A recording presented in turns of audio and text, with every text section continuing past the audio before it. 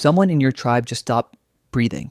No hospital, no doctor, no phone to call, just you, a fire, and a body.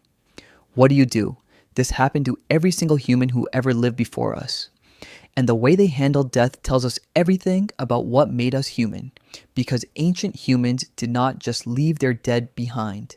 They buried them, they mourned them, and in some cases, they may have even spoken to them. The very first thing ancient humans did when someone died was gather together. Alone in the wild, humans were weak. Together, they survived.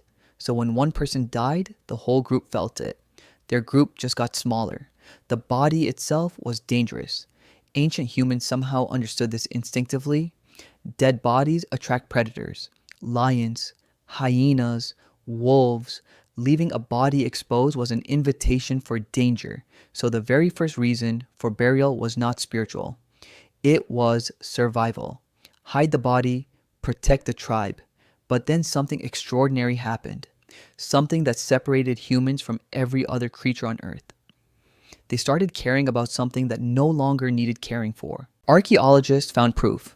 300,000-year-old graves, with flowers placed inside, with tools placed carefully beside the body.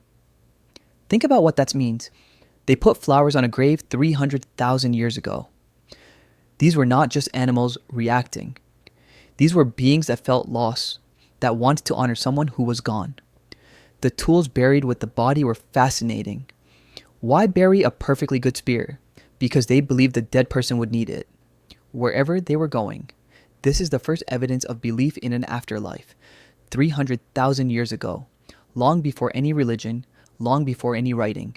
The Neanderthals, a completely different species, also buried their dead.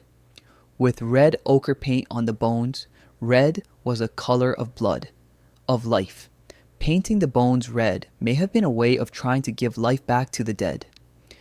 Nobody told them to do this. No book, no teacher. They just felt it was right. The burial was just the beginning. After the body was in the ground came the grief. Ancient humans grieved loudly, crying, wailing, hitting the ground. This was not weakness. Scientists now believe loud mourning served a real purpose.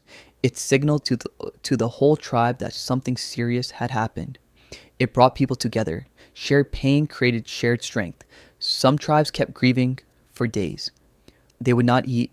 They would not sleep. They would sit with the memory of the person who was gone.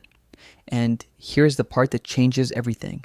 Some ancient tribes kept the skull of their loved ones inside the home, not out of fear, because they did not want to let go. The skull meant the person was still with them, still part of the family. Some skulls found by archaeologists were decorated with shells and painted. Now, here is the part most people find hard to believe. Ancient humans talked to the dead, regularly, out loud. Before a hunt, they would ask their dead ancestors for help, for protection, for luck. This was not madness. This was the beginning of religion. The first prayer ever spoken was probably to a dead family member. In some ancient cultures, the dead were buried under the house, living directly above their ancestors every single day. Jericho, one of the oldest cities ever discovered, had homes built on top of graves, generation after generation, the living and the dead together. They were not afraid of death the way we are. Death was just another room in the house. And that tells us something profound about how ancient humans understood life. So what does all of this tell us about ancient humans? First, they loved as deeply as we do today. Second, they wondered, what happens after death? The same question that keeps you awake kept them awake too, 300,000 years ago. Third, they created meaning, even when nothing made sense, even when life was brutal and short. The flowers on a 300,000-year-old grave are not just flowers. They are proof that the human heart has always worked the same way.